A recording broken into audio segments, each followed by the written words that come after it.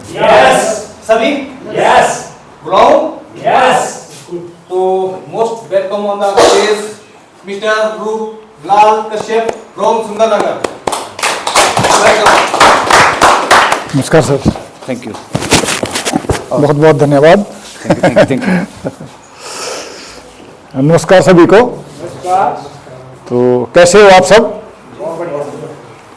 तो मैं आज आपका होस्ट, आपका दोस्त रूपलाल, आपको जो है एक प्लेटफॉर्म जो हमारे रैनबीएनबी के नाम से है उसके बारे में थोड़ा बताना चाहता हूँ। तो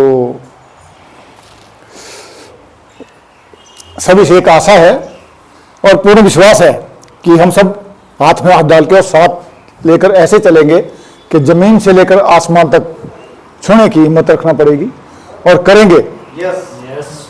तो आज मेरी ड्यूटी जो होस्ट की लगी हुई है, इसलिए मैं आप लोगों के साथ वैसे सभी को जानता हूं, पर फिर भी एक बार आप सभी का यहाँ पर उधारने के लिए बहुत बहुत धन्यवाद, अभिनंदन, स्वागतम करता हूं। तो जो हमारे आज के संचालक हैं वो श्री धर्मेंद्र उपमन्यु जी हैं। मैं उनको स्टेज पर आमंत्रित करने का जो है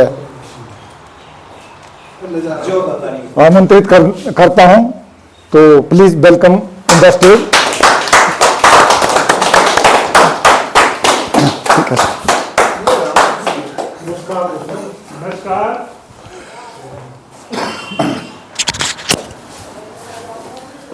तो सबसे पहले मेरा नाम धर्मेंद्र कुमार, और आप मेरे से पहले भी मिल चुके हैं, जानते ही हैं। तो एक प्लेटफॉर्म जो हमारे बीच में आया है, जो हम लोगों को आगे ले जाना चाहता है, इकोनॉमिकली हमें ग्रो करने का एक मौका दे रहा है। लेकिन ऐसे प्लेटफॉर्म बड़े रेयर मिलते हैं। मार्केट में बहुत सारे प्लान हैं जो चलते हैं और धीरे धीरे वो डाउन होते जाते हैं, और कुछ लोग स्कैम करके भाग जाते हैं, कुछ कंपनियां, बहुत सारी चीज़ें। लेकिन इसकी सबसे बड़ी खासियत जो है वो ये है कि ये कोई कंपनी नहीं है, ये एक प्लेटफॉर्म है। प्लेटफॉर्म मतलब एक प्रोग्राम है, कंप्यूटर में चलने वाला एक प्रोग्राम है जो ऑटोमेटेड सारा कुछ करता है, जो एक स्मार्ट कॉन्ट्रैक्ट से रन होता है, और ब्लॉकचेन के अंदर इसको बनाया गया है। और ब्लॉकचेन, जैसा कि आप जानते हैं, ब्लॉकचेन कभी खत्म नहीं होती, ना उसको कोई डिस्ट्रॉय कर सकता है, ना उसको कोई चेंज कर सकता है। तो ये प्लेटफॉर्म एक ऐसी बेसिक के थ्रू बनाया गया है जिसको कभी भी खत्म नहीं किया जा सकता, वो हमेशा रहेगा, नेवर एंडिंग प्रोग्राम है। सैकड़ों साल के बाद भी ये प्लान अलाइव रहेगा, जब तक इंटरनेट है, जब तक ब्लॉकचेन है, चल रहा है। ठीक है। तो इसका ओरिजिन, सबसे पहले इसका जो आधार है, बेसिक है, वो बेसिक जो है उसका आधार बना क्रिप्टो। मार्केट में सबसे बड़ी प्रॉब्लम क्या आती है कि लोगों को क्रिप्टो का नॉलेज ही नहीं है, लैक ऑफ नॉलेज। कोई जानता ही नहीं है क्रिप्टो चीज क्या है। 10% लोग भी इसमें इसकी जानकारी नहीं रखते हैं। अगर हम किसी को प्लान बताते हो तो हाँ क्रिप्टो, हाँ ये स्कैम होता है, ये डिक्रीज होता है, लेकिन एक एडवांस टेक्नोलॉजी है, हमें इसमें जाना पड़ेगा। ना भी जाएंगे, दुनिया इसकी तरफ जा रही है और इसमें हमें आना ही पड़ेगा। हम जिन सिस्टम के ऊपर बिलीव करते हैं, आप हैरान होंगे कि उनके बेसिक्स इतने खतरनाक है, डेंजरस है, कि लोगों को पता ही नहीं है। अगर वो चीजें आप लोगों को समझ में आ जाएगी तो आप ऑटोमेटिकली क्रिप्टो की तरफ जाओगे ही जाओगे। ठीक है। तो मैं थोड़ा सा इस क्रिप्टो की जरूरत क्या पड़ी हमें। मार्केट में हमारे पास सब कुछ चल रहा था, जैसे हमारे सिस्टम आए, बार्टर सिस्टम आया, जैसे कमोडिटी टू कमोडिटी, जो हमारी एक कोई बकरी, 4 बकरियां 1 गाय एक्सचेंज होते थे, या मैंने गेहूं ले लिया, मक्का दे दिया, या चावल ले लिए, गेहूं दे दिया, इस तरीके से चलता था हमारा सिस्टम। धीरे धीरे वो ग्रो हुआ। लोगों ने बोला कि यार अब मैं बकरियां लेके थोड़ा ना भागता रहूंगा, मुझे कुछ चाहिए जिससे कि, तो हमने किस चीज में आया, गोल्ड स्टैंडर्ड में आया। एक ईरा स्टार्ट हुई, गोल्डन ईरा जिसको बोलते हैं, कि गोल्ड को एक ऐसी, क्योंकि गोल्ड रेयर मटेरियल था, तो गोल्ड को लोग यूज क्या करते थे, आभूषण बनाते थे या कुछ करते थे, लेकिन उसकी वैल्यू बहुत ज्यादा थी। तो लोगों ने इसको कैरी करना बहुत आसान है, थोड़ा सा गोल्ड जेब में डाला और उससे जो है आगे कुछ भी हम खरीद सकते थे, बेच सकते थे। धीरे धीरे गोल्डन ईरा को भी दिक्कत ये आ गई कि आप कितना गोल्ड कैरी करोगे, आपको बहुत बड़ा बार्गेन करना है कुछ, तो इतना ज्यादा गोल्ड नहीं ले सकते थे। तो धीरे धीरे ये सिक्कों में कन्वर्ट हुआ, ठीक है, क्वाइन के अंदर कन्वर्ट हुआ। क्वाइन में हमें ये हो गया कि कुछ क्वाइन मैंने जेब में डाल लिए और चल कोई परचेजिंग की। अब लेकिन उसमें भी दिक्कत आई, क्वाइन कैरी करना भी थोड़ा डिफिकल्ट था, क्योंकि क्वाइन आज भी हम देखते हैं कि हमारी जेब में सिक्के हो तो हम बोलते हैं कि यार बहुत छन छन हो रही है, निकालो इसको, ठीक है। तो धीरे धीरे मॉनेटरी सिस्टम आगे कन्वर्ट हुआ कागज के नोट में। अब यहां पर एक बहुत अच्छी चीज आ गई, ये नोट क्या चीज है। आपकी जेब में 100 रुपए का नोट है, क्या ये 100 रुपए है? अगर आप इसको ध्यान से देखोगे, क्या इसको हम 100 रुपए मान सकते हैं? मैं नोट निकालता हूं, मैं बताऊं, लेकिन नोट एक्चुअली था क्या? नोट एक्चुअली डिफाइन होता था रुपीज से। दोनों में फर्क क्या है, हमें यही नहीं पता अभी तक। हम 100 रुपए के 100 रुपी नोट को 100 रुपए मानते हैं, लेकिन सर ये गलत है। 100 रुपी का नोट 100 रुपए नहीं है, ये रसीद है। हमें कोई जानकारी नहीं है, मॉनेटरी सिस्टम का हमें कोई नॉलेज नहीं है। 100 रुपए का नोट आप 100 रुपए मानते हो, मैं बोलता हूं वो 100 रुपए नहीं है। सन 1881 के अंदर एक एक्ट बना था, मॉनेटरी एक्ट, जिसको ये लोग लेकर के आए थे। उस टाइम 1 रुपया 1 रुपीज और $1 इक्वल थे। ये दोनों बराबर थे। कैसे बराबर थे? क्योंकि 1 रुपए का जो कीमत है उस टाइम थी 0.777 मिलीग्राम गोल्ड। $1 की भी सेम कीमत थी और इसकी भी सेम कीमत थी।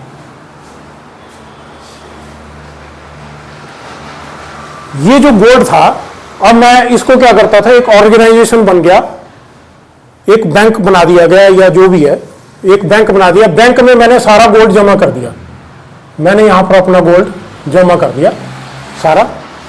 उसने मुझे क्या दिया? उसने मुझे रसीद दी। रसीद दी, ये वाली रसीद है जिसको हम बोलते हैं नोट। एक्चुअली हमें पता है नोट क्या चीज क्या है। नोट एक कागज का नोट है, पेपर का नोट है, जिस उसकी वैल्यू क्या कैसे बन गई? कागज, उस कागज में और नोट में क्या फर्क था? कोई फर्क नहीं था। ये एक्चुअली जो नोट था, ये था प्रोमिसरी नोट। प्रोमिसरी नोट आपने नोट के ऊपर देखा है ना, I promise to pay the bearer the sum of 100 rupees. ये किसका प्रॉमिस है? ये प्रोमिसरी नोट जो था, इसको साइन करता था गवर्नर। अभी भी आप नोट पे देख लो, गवर्नर से साइन मिलेंगे आपको। तो ये जो नोट है, ये सर रुपीज नहीं है, ये रुपीज नहीं है। ये आपको एक रसीद दी गई थी कि आप जब मर्जी जाए और अपने बैंक से अपना पैसा वापस ले सकते हो। शुरू के नोट के ऊपर आपको देखने को मिलेगा on demand, I promise to pay the bearer the sum of 100 rupees at any branch, ये लिखा हुआ था। धीरे धीरे हम लोगों के साथ स्कैम होना स्टार्ट हो गया। कहां से हुआ? सबसे पहले जो गोल्ड था हमारा, उस गोल्ड को हटाया गया। गोल्ड को कैसे हटाया?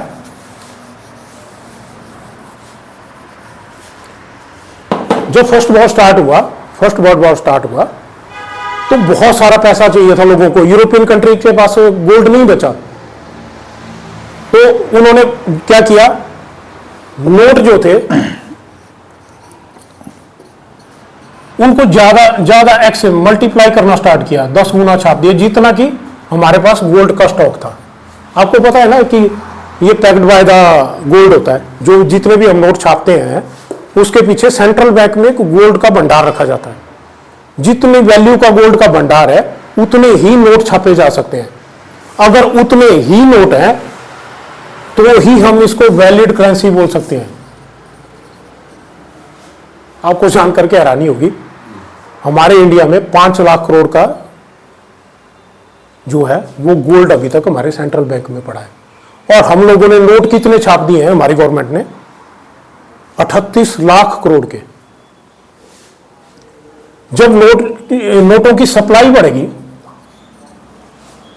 तो डिमांड रेट जो है डाउन आएगा। इसको हम क्या बोलते हैं, इसको बोलते हैं हम इन्फ्लेशन। हम बोलते हैं इन्फ्लेशन हो गया जी, इन्फ्लेशन आ गया। क्यों आया इन्फ्लेशन? मेरे दादा ने 100 रुपए कमाए, उस टाइम पर 10 तोले सोना आता था, ठीक है। उन्होंने मेरे को दे दिया कि बेटा ये रख लो, 10 तोले सोना है। मैंने नोट रख लिया। आज की डेट में मैं वही 100 रुपए का नोट लेके जाता हूं, सर क्या मेरे को घुसने देंगे वो लोग? बोलेंगे गोल्ड लेगा 100 रुपए में, बाहर निकल। क्या मेरे दादा की मेहनत खत्म हो गई? जो 100 रुपए मेरे दादा ने कमाए थे वो तो 10 तोले की वैल्यू रखते थे ना, वो वैल्यू कहां गई? मेरा गोल्ड का है। क्योंकि सिर्फ नोट जो है वो रुपया नहीं है सर। रुपया एक मानक है। जैसे हम बोलते हैं ना 100 सेंटीमीटर का 1 मीटर, तो 100 सेंटीमीटर को कम नहीं किया जा सकता सर। अगर ये कम हो रहा है तो हम मानक को गड़बड़ कर रहे हैं, मानक के साथ खिलवाड़ कर रहे हैं। मैं ये नहीं बोल सकता कि भैया 99 cm का 1 मीटर हो गया सर, ये मानक है। हमारे 100 रुपए की वैल्यू क्यों कम हुई? इन्फ्लेशन की वजह से। इन्फ्लेशन किसके कारण आया? Multiplication of currency. हमने करेंसी को मल्टीप्लाई कर रहे हैं। आपको हैरानी होगी, आप अगर ये मकान है ना सर, मान लो इसकी वैल्यू 10 लाख है, आज की डेट में आप बेच दो इसको, आज की डेट में आप इसको बेच दो और बैंक में डाल दो, एफडी करा दो। जब एफडी डबल होगी 8 साल में, 10 साल में, जितने भी होगी, इसी मकान को उस 20 लाख में, 20 लाख बन गए, डबल हो गए, 20 लाख में आप खरीद करके दिखा दीजिए। सर नहीं खरीद पाओगे। आप इसी मकान को लेने आओगे, बोलेगा 50 लाख का हो गया सर। क्यों हो रहा है? क्योंकि इन्फ्लेशन बढ़ रही है सर। और गवर्नमेंट ने बड़े सुंदर नाम दे रखे हैं। जब मल्टीप्लिकेशन करते हैं, ये ज्यादा नोट छापते हैं, सप्लाई को बढ़ाते हैं, तो इसको नाम दिया जाता है डेफिसिट फाइनेंसिंग। डेफिसिट फाइनेंसिंग होगी सर। अंग्रेजी नाम देने से कुछ नहीं चलेगा भैया। तुम लोग हमारे इसकी वैल्यू को खत्म कर चुके हो। और हैरानी की बात है, जो फर्स्ट वर्ल्ड वॉर के अंदर सारे नोट जो हैं वो अमेरिका में चले गए थे। उनको बम चाहिए थे, टैंक चाहिए थे, पैसा था नहीं, उन्होंने ज्यादा नोट छापे और अमेरिका उनको सप्लाई करता रहा, हथियार देता रहा, सारे नोट इकट्ठे करके। उसने बाद में वो सारे नोट इकट्ठे करके ले गया और उनको बोला भैया गोल्ड दे दो, तुम्हारी करेंसी है, हमारा गोल्ड अब मेरा हुआ। क्योंकि वो प्रोविजनरी नोट था, उनको देना पड़ना था। और अमेरिका ने, हैरानी होगी, 2/3 पूरी वर्ल्ड का जितना भी गोल्ड था सर, वो आज भी अमेरिका के पास है। अमेरिका उसको लेके बैठा हुआ है और उसने बोला कि मेरी डॉलर की कीमत बढ़ाओ, क्योंकि गोल्ड तो तुम्हारे पास तो है ही नहीं, तुम्हारी करेंसी की वैल्यू डाउन होगी। सारा गोल्ड तो मेरे पास है, तुम्हारे पास तो गोल्ड है ही नहीं। तो डॉलर की कीमत बढ़ने लगी। अब डॉलर क्या है? डॉलर भी सर प्रोमिसरी नोट है, जिसको बोला जाता है बॉन्ड। एक बॉन्ड पेपर था। फिर एक और ईरा स्टार्ट हुई, जब वियतनाम वॉर हुए, सब कुछ हुआ और अमेरिकन इकोनॉमी जो थी वो डाउन होती गई, और लेकिन उसका डॉलर चल रहा था। अब सारी यूरोपियन कंट्री इकट्ठी हुई, उन्होंने बोला आपका डॉलर तो हमारे पास है, अपना डॉलर पकड़ो और हमारा गोल्ड वापिस करो। उस टाइम पर सर निक्सन का टाइम था, राष्ट्रपति जो थे निक्सन थे, और जापान पे सेकेंड वर्ल्ड वॉर का एंड हुआ था। उस टाइम पर के बम गिराए गए थे हिरोशिमा नागासाकी पे। तो अमेरिकन एक दादा था, डिक्टेटर था, उसने बोला नो नो नो, कोई गोल्ड नहीं मिलेगा।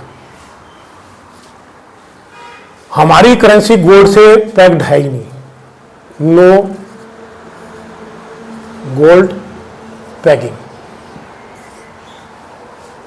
किसी कंट्री के अंदर हिम्मत नहीं थी कि भैया गोल्ड दे दे। सब जानते थे यार इससे पंगा लेना, बम गिरा देगा, कुछ भी कर देगा।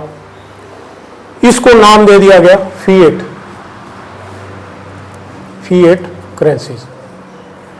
उसने बोला हमारी करेंसी फिएट। फिएट करेंसी का मतलब होता है इसके मैंने रसीदें तो आपको दे दी है, लेकिन मैं आपको गोल्ड नहीं दूंगा। गोल्ड मेरी जेब में पड़ा है, आप रसीद लेके आते हो, मैं बोलता नहीं नहीं गोल्ड नहीं मिलेगा, ये फिएट करेंसी है। तुम आपस में लेन देन करते रहो, नोटों का कागज के टुकड़े घुमाते रहो, गोल्ड इसके पीछे है ही नहीं, कोई गोल्ड नहीं है। आप एक दर्जी के पास, ड्राई क्लीनर के पास जाते हो, आपने उसको सूट दिया और आपने उसको बोला कि सर ये सूट ले लो, मैं इसको वापस, मेरे को वापस दे देना। बोलता ठीक है सूट दे दो। उसने आपको एक रिसिप्ट दे दी। उसने क्या दिया? Promissory note. एक रिसिप्ट जो है वो क्या काम कर रही है? नोट का काम कर रही है ना। अब जब आप अपना सूट लेने वापस जाते हो, उसने क्या किया? वही नोट बहुत सारे लोगों में डिवाइड कर दिया, ऐसे बहुत सारे छाप दी उसने, रसीदें सबको दे दी उसी एक की। जब आप लेने आए तो वो बोल रहा है कि सर आप ये रसीद लेके, ऐसी रसीदें तो 20 लेके तो 20 लोग खड़े हैं। अब आप बोलते हो कि यार सूट तो मेरा है ना, हाँ सूट तो आपका पर 20 लोग है। अब ऐसे करो मैं सूट देता हूं, आपस में डिवाइड कर लो। तो इस चीज को आप क्या बोलोगे? ये तो स्कैम है ना। तो हमारा गोल्ड की जो वैल्यू है वो तो हमें मिलनी चाहिए ना। आपको हैरानी होगी, आज पूरी दुनिया के अंदर फिएट करेंसीज हो गई है, फिएट करेंसीज में चली गई है दुनिया। इस ईरा के अंदर हम इतने बड़े स्कैम की तरफ जा रहे हैं। आपको मैं फ्रांस की बात बताता हूं। फ्रांस में इतने नोट छाप दिए गए गवर्नमेंट के द्वारा कि आपको एक कप कॉफी पीने के लिए वो नोट काउंट नहीं करते थे, वो नोट का वेट करते थे वेइंग मशीन के अंदर 1.6 किलोग्राम वो वेट करते थे तराजू के अंदर नोटों का, तब आपको एक कॉफी मिलती थी। एक कॉफी की कीमत इतनी हो गई थी। हमारी दुनिया आज भी उसी तरफ जा रही है। आप लाओस में जाओगे ना सर, आपको हैरानी होगी, 35,000 रुपीज का, लाओस का 35,000 रुपीज में एक टॉफी आती है सर। एक टॉफी मिलेगी आपको 5 पैसे की। हमारी करेंसीज इतनी डाउन हो सकती है, ये उदाहरण है। चाइना में भी ये चीजें हुई थी। सब कंट्री जो है, हम लोग भी जा रहे हैं, स्कैम की तरफ जा रहे हैं। एक बहुत बड़ा स्कैम हम लोगों के साथ हो रहा है। ये ग्लोबली हो रहा है सर, ये हमारे साथ नहीं हो रहा है। अब आपको मैं बताता हूं थोड़ा सा, अब थोड़े नोट की जानकारी ले लेते हैं सर।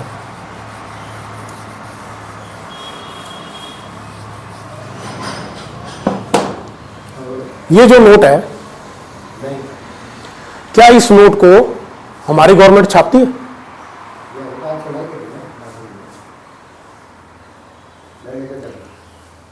₹1 का नोट देखना ध्यान से। ₹1 के नोट पे गवर्नमेंट ऑफ इंडिया लिखा हुआ मिलेगा सर। देखा है नोट? बिल्कुल। ₹1 से ऊपर जितने भी नोट छपते हैं उसमें आरबीआई के द्वारा छपते हैं, रिजर्व बैंक ऑफ इंडिया। लेकिन क्या हम जानते हैं आरबीआई कौन है? इसको किसने बनाया था? सर आरबीआई का गठन जो किया गया था अंग्रेजों के टाइम पे किया गया था 1935 में। और ये आपको और जानकारी हैरानी होगी, ये एक प्राइवेट बैंक है, नॉट गवर्नमेंट बैंक। इसी को ही आगे गवर्नमेंट ने आजादी के बाद भी अडॉप्ट कर लिया गया है। आप नोट में देख सकते हो, गवर्नमेंट ऑफ इंडिया नहीं लिखा जाता कहीं, आपको लिखा था reserve bank of India, guaranteed by the government of India, guaranteed by the central government. आप नोट देख सकते हो अगर आपके पास। तो लोग बोलते हैं ठीक है गारंटी तो है ना, गवर्नमेंट की गारंटी है, 100 रुपए है। लेकिन क्या आपने कभी किसी को पूछा बैंक वालों को कि भैया ये गारंटी किस बात की है? अगर मेरा 10 करोड़ रुपया डूब गया, बैंक डूब गया और मेरा 10 करोड़ वहां बैंक में बैंक के साथ डूब गया तो क्या गवर्नमेंट मेरा 10 करोड़ वापस करेगी? नहीं करेगी सर। गवर्नमेंट बोलती है, अब देखो यस बैंक डूबा था ना, आपने केबीसी में देखा था, 10 करोड़ बंदा बोल रहा था मेरा 10 करोड़ रुपया था सर, मैं डूब गया सारा। तो उन्होंने बोला कि गवर्नमेंट तो गारंटी दे रखी है ना। कहते हैं हाँ, गवर्नमेंट ने सर इंश्योरेंस कराया हुआ है 1 लाख रुपए का। अगर आपका बैंक अकाउंट बैंक डूब जाता है तो आपको 1 लाख का इंश्योरेंस आप क्लेम कर सकते हो। सर जिसका 10 करोड़ रुपया डूब गया, आप 1 लाख रुपया लेके क्या करोगे? ये गारंटी है सर, यही गारंटी है। और ये आरबीआई हमारे सारे बैंकों को चलाता है, जितने भी हमारे बैंक खुले हैं, एसबीआई जो जितने भी हैं, यस बैंक, ये वो सब, कैनरा बैंक, सब आरबीआई होल्ड करता है। और जो आरबीआई पॉलिसी बनाता है सर, आरबीआई गवर्नमेंट ही है। आरबीआई पीछे से इंस्ट्रक्शन देता है गवर्नमेंट को कि भैया ये कर लो, वो कर लो, वो कर लो, और गवर्नमेंट उसको फॉलो करती है। तो सर राज कौन कर रहा है, आरबीआई या गवर्नमेंट? आरबीआई। राज तो आरबीआई का चल रहा है ना फिर, यस। कि आरबीआई की सिफारिश पे ये चीजें दी जाती हैं। ठीक है सर। तो सर आरबीआई हमारे फाइनेंशियल मॉनेटरी सिस्टम को होल्ड करता है। और आरबीआई के जो हमारा सेंट्रल बैंक का जो गोल्ड है, आपको जानकर के हैरानी होगी, वो इंडिया में नहीं है, वो इंडिया में नहीं है, वो इंग्लैंड में है। हमारा गोल्ड जाकर के इंग्लैंड में क्या कर रहा है, इंडिया में क्यों नहीं हो सकता? अभी उसको लाने की तैयारी चल रही है। तो आज भी ये आरबीआई जो है, ये अंग्रेजों का बनाया हुआ बैंक है। हमारा गोल्ड जो है वो भी इंग्लैंड के अंदर ही है आज भी। और आरबीआई हमारे मॉनेटरी सिस्टम को चला रहा है। हमारा वित्त मंत्रालय सिफारिश मांगता है आरबीआई से कि ये रूल बनाए या ना बनाए। तो सर राज हम लोग कर रहे हैं या आरबीआई कर रहा है? आरबीआई। और आरबीआई किसको सपोर्ट करता है? वो करता है इंग्लैंड को। सर हमारा, हम लोगों के साथ बहुत दिक्कतें हैं। और गवर्नमेंट ने बोल दिया है no no no, not backed by the gold. आपकी हमारी जो रुपीज है वो एक फिएट करेंसीज है, फिएट करेंसी है, इसके पीछे गोल्ड है ही नहीं। आप नोट खेलते रहो आप एक नोट दूसरी जगह जाता है, तीसरी जगह। अब गवर्नमेंट ने बहुत अच्छी स्कीम लेके आया है। उन्होंने बोला यार ये छापना पड़ता है ना। अब आपने देखा होगा मोदी जी आए, उन्होंने बोला मित्रों आज रात 8 बजे के बाद ये नोट लीगल टेंडर नहीं है। आपका नोट क्या बन गया? कागज, रद्दी, किलो के हिसाब से भी नहीं बेच सकते थे। तो इस नील नोट को, प्रॉमिसरी नोट को इस तरीके से डेमोलिश किया जा सकता है सेकंडों के अंदर। जितने मर्जी नोट छाप दिए जाते हैं, जितने मर्जी मल्टीप्लाई करते जाओ। गवर्नमेंट क्या कर रही है? तो हम लोगों के साथ एक स्कैम हो रहा है पूरी दुनिया के अंदर, ये नहीं कि इंडिया के अंदर, यूएसए के अंदर भी। हमारे कॉरपोरेट मित्र जो है और हमारे जो पॉलिटिशियन है, हमारी जो गवर्नमेंट है, ये सेंट्रलाइज एजेंसियां जो हैं, ये दोनों मिल जाती हैं। आपने सुना होगा पिछले 10 सालों के अंदर 22 लाख करोड़ के लोन माफ कर दिए गए, जिसको नाम दिया जाता है, बड़ा सुंदर नाम है, एनपीए हो गया। ये नोट माफ कर दिए गए। एक बहुत बड़ा खड्डा पड़ गया एक तरह, एक ही मतलब हमारे पास नोट ही नहीं है। बैंक ने हाथ खड़े कर दिया। आपको सुना होगा जेटली के टाइम पे सारे बैंक बोलते कि हम तो दिवालिया हो जाएंगे। 11 लाख करोड़ रुपया डाले थे सर जेटली ने उस टाइम पे, कि नहीं भैया दिवालिया मत घोषित करो पूरी इकोनॉमी बैठ जाएगी। उन्होंने बोला इससे भी काम नहीं चलेगा, हम तब भी कुछ नहीं। तो उन्होंने बोला ठीक है ऐसा करते हैं, 2 बैंकों को मर्ज कर देते हैं। ये भाई साहब बहुत अमीर हैं, करोड़पति हैं, ये बेचारे घाटे में चल रहे हैं, दोनों के अकाउंट मर्ज कर दो, बैलेंस हो गया। जो बैंक अच्छे चल रहे थे उनके अंदर उनको मर्ज कर दिया गया और बैलेंस कर दिया गया। अब ये 22 लाख करोड़ कैसे कवर करते हैं? उन्होंने बोला इससे भी काम नहीं चलेगा। उन्होंने कोई बात नहीं, ज्यादा नोट छाप दो ना, मल्टीप्लाई कर दो। नोट तो हम जितने बार छाप सकते हैं ना, गवर्नमेंट जब दिल करेगा नोट छाप देगी। ज्यादा नोट छाप दिए गए इकोनॉमी को बैलेंस करने के लिए, लेकिन हुआ क्या सर, हमारी वैल्यूज खत्म हुई, इन्फ्लेशन दोबारा स्टार्ट हुई। इन्फ्लेशन में अब आप लोगों का पैसा जो है, जो 10 लाख में आप ये मकान खरीद सकते थे, वो बैंकों में 20 लाख हो रहा था, वो डिवेल्युएट हो गया सर, बाहर महंगाई बढ़ गई, इन्फ्लेशन आ गया, आपकी करेंसी वैल्यू जीरो हो गई, डिक्रीज हो रही है। आपने सुना कभी कि डॉलर के मुकाबले में रुपीज की वैल्यू बढ़ी है? नो। क्यों नहीं बढ़ती? सबसे बड़ा कारण है सर सप्लाई। सप्लाई जो हमारी बढ़ती जाती है, नोटों की प्रिंटिंग ज्यादा होती है, इसकी वजह से ही हमारे नोट की वैल्यू, हमारे रुपीज की वैल्यू डिक्रीज होती है। आज की डेट में 0.777 तो भूल जाओ, 0.007 भी नहीं मिलेगा सर, इतनी वैल्यू भी नहीं रखता हमारा नोट।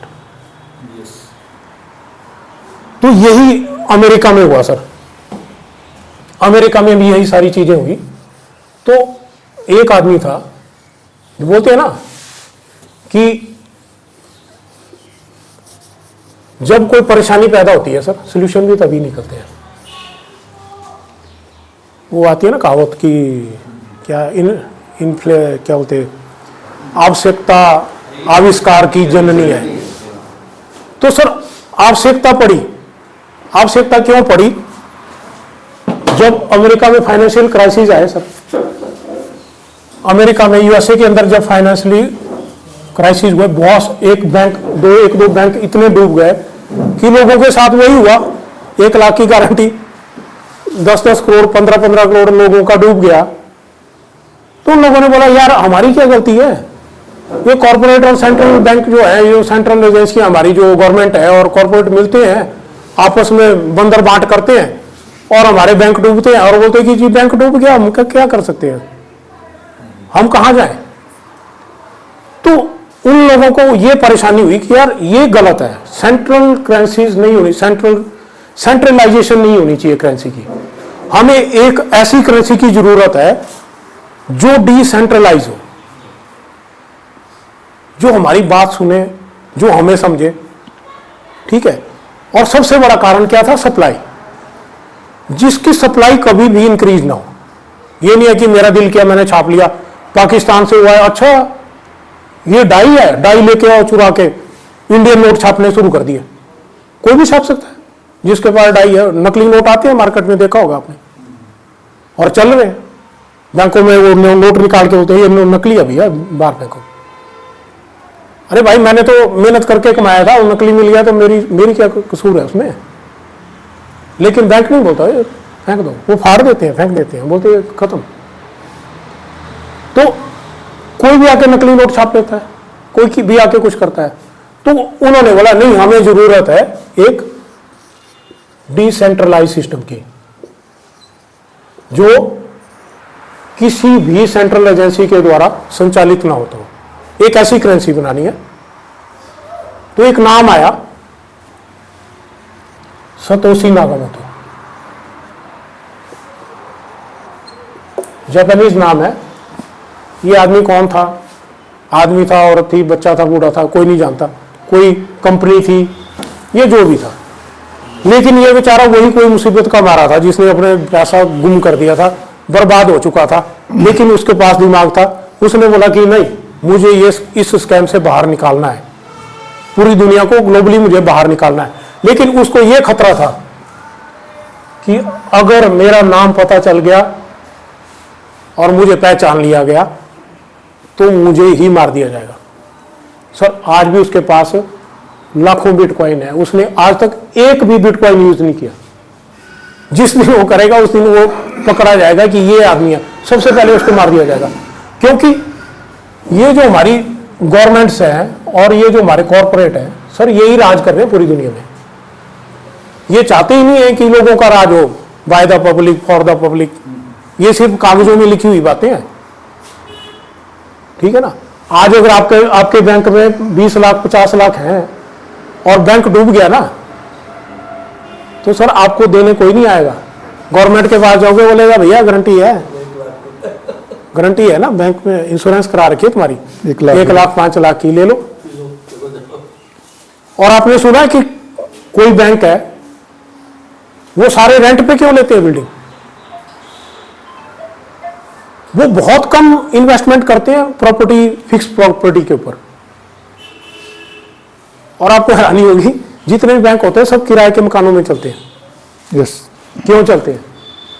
क्योंकि उनको भी पता है कि हम किसी भी दिन डूब जाएंगे, ये सारा पैसा चला जाएगा। लोगों को लिक्विडेशन जब होगी, जिस दिन लिक्विडेशन होगी सर, ये सारी प्रॉपर्टी नीलाम हो जाएगी और लोगों को पैसा वापस कर दिया जाएगा बाय कोर्ट। लिक्विडेशन एक्ट के अंदर जितनी भी प्रॉपर्टी होती है तो वो सारी लोगों में डिवाइड कर दी जाती है इक्वल। अगर मान लो 100 रुपए की देनदारी है और प्रॉपर्टी निकलती है 20 रुपए, तो 20 रुपए सब में इक्वली बांट दिया जाता है जितने भी होते हैं, कि भैया इतना ही मिला, ले लो। भागते चोर की लंगोटी है, ले लो, जितना मिलता है ले लो। इसीलिए वो कोई प्रॉपर्टी में इन्वेस्ट नहीं करता सर, कोई भी बैंक नहीं करता। इवन आरबीआई की ब्रांचेस भी बड़ी रेयर मिलती हैं आपको। छोटे छोटे बैंक की तो आप देखना ऐसे ही चलती हैं सारे बैंक में। तो सर उनको भी पता है कि आने वाले टाइम में जिस तरीके से हम जा रहे हैं, आने वाले टाइम में ये बेड़ा गर्क होगा ही होगा, ये बैंक डूबेंगे ही डूबेंगे। तो इसीलिए मैं सबको आज भी ये गाइड करता हूँ, क्रिप्टो में 20% इन्वेस्टमेंट करो। आने वाला जो फ्यूचर है, हमारी एडवांस टेक्नोलॉजी है, इसी में ही आपका पैसा सेफ होगा। अब क्रिप्टो की खासियत क्या है सर? सतोशी नाकामोटो ने क्रिप्टो का कॉन्सेप्ट दिया। तो सर क्रिप्टो जो बनाए जाते हैं,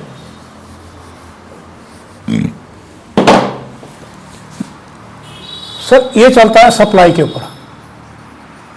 इसकी सप्लाई कभी भी डिक्रीज नहीं होगी, नेवर।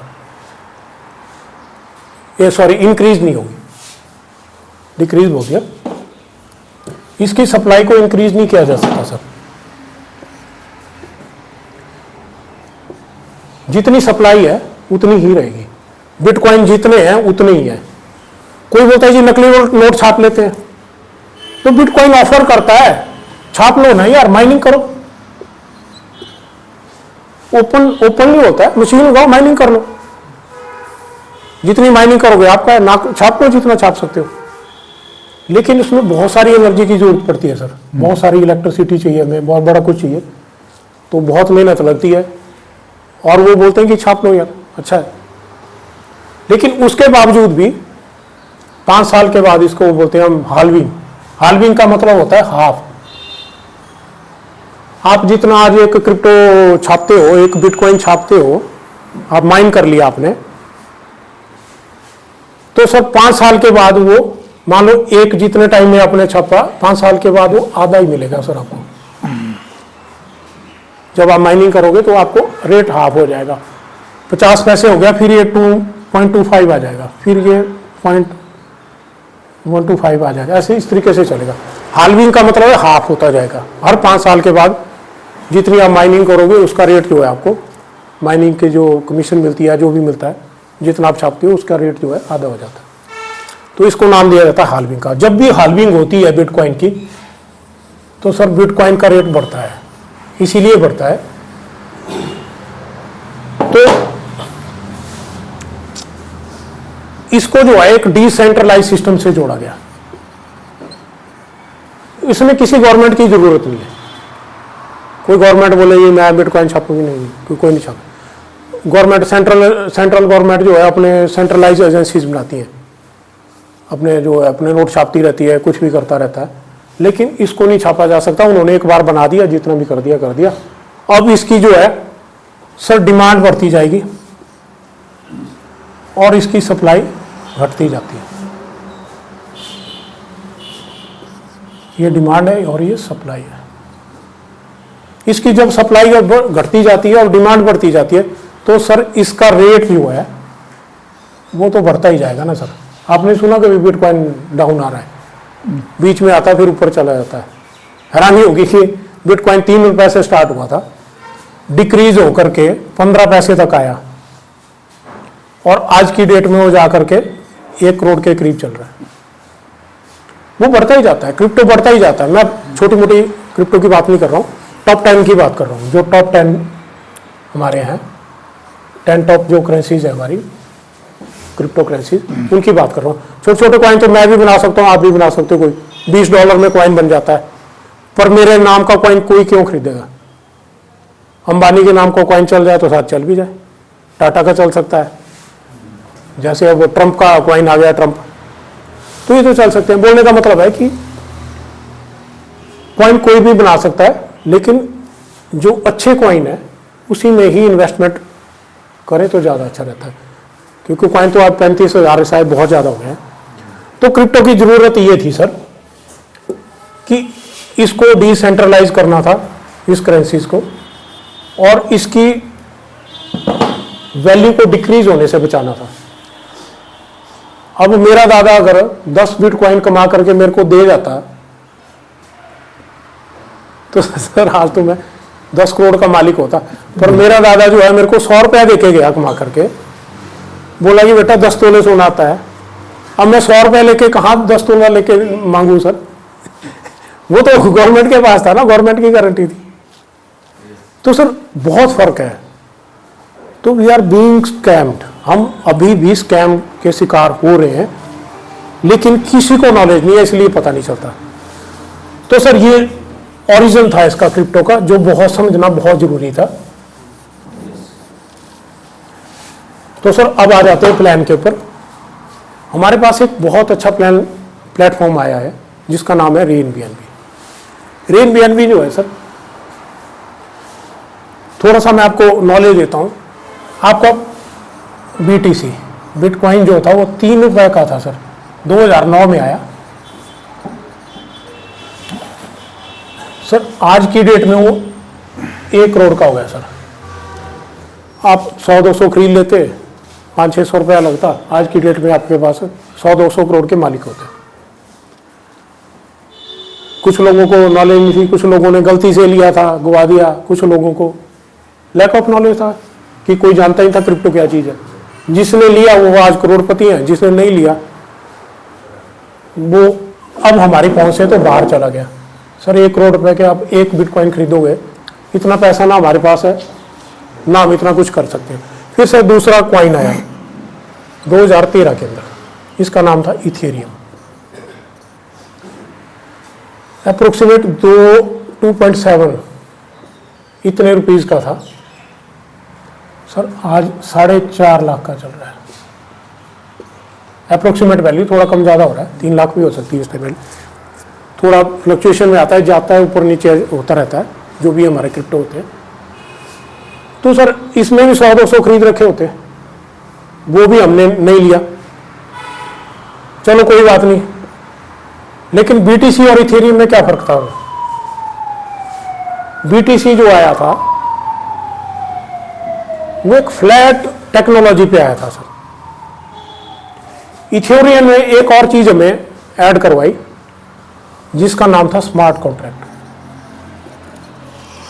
सबसे पहले इथेरियम में आया था सर।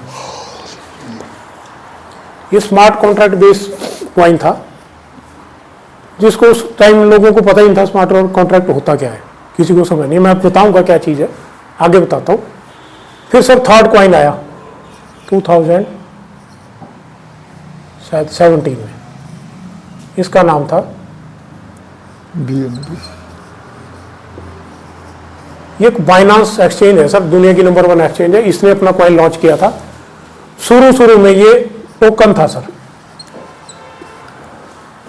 जब BNB लॉन्च हुआ था तो ये टोकन था। टोकन किस पे था सर? ये इथेरियम ब्लॉकचेन पे था। टोकन और कॉइन में क्या फर्क होता है? थोड़ा सा नॉलेज होना चाहिए।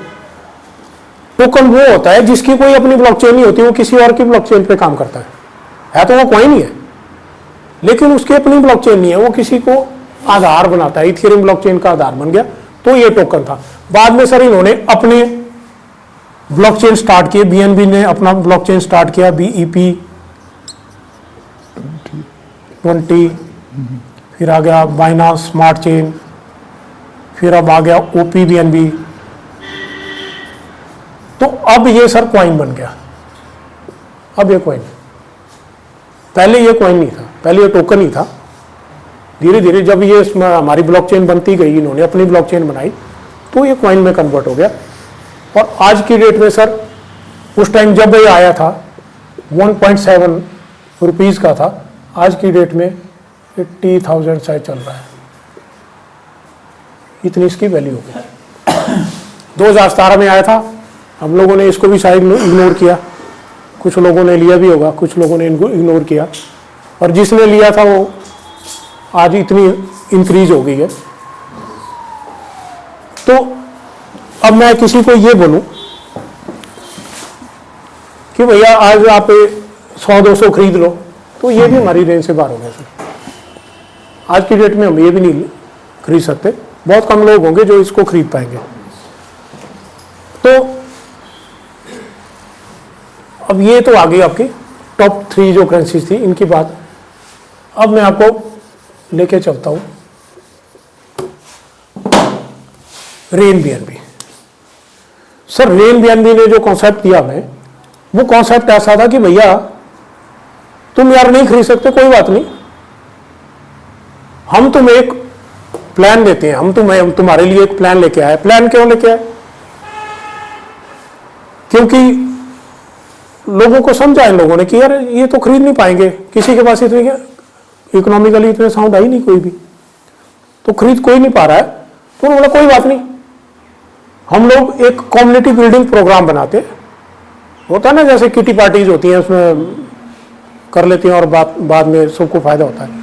तो ऐसा उन्होंने एक प्रो प्लान स्टार्ट किया कि वो लोग बेचारे जिनके पास पैसा भी नहीं है लेकिन वो भी चाहते हैं कि मेरे पास क्रिप्टो होने चाहिए, तो उसके लिए उन्होंने एक कम्युनिटी बिल्डिंग प्रोग्राम लाया। बिल्डिंग प्रोग्राम ये स्टार्ट किया, क्यों किया? ताकि लोगों के पास भी क्रिप्टो आना स्टार्ट हो जाए, लोग भी कमाई कर ले। तो उन्हें करना क्या पड़ेगा सर? तो करना सर ये पड़ेगा कि एक छोटा सा अमाउंट है, पहले इसको बनाने का इसका बेसिक समझ लेते हैं। बेसिक क्या चीज है?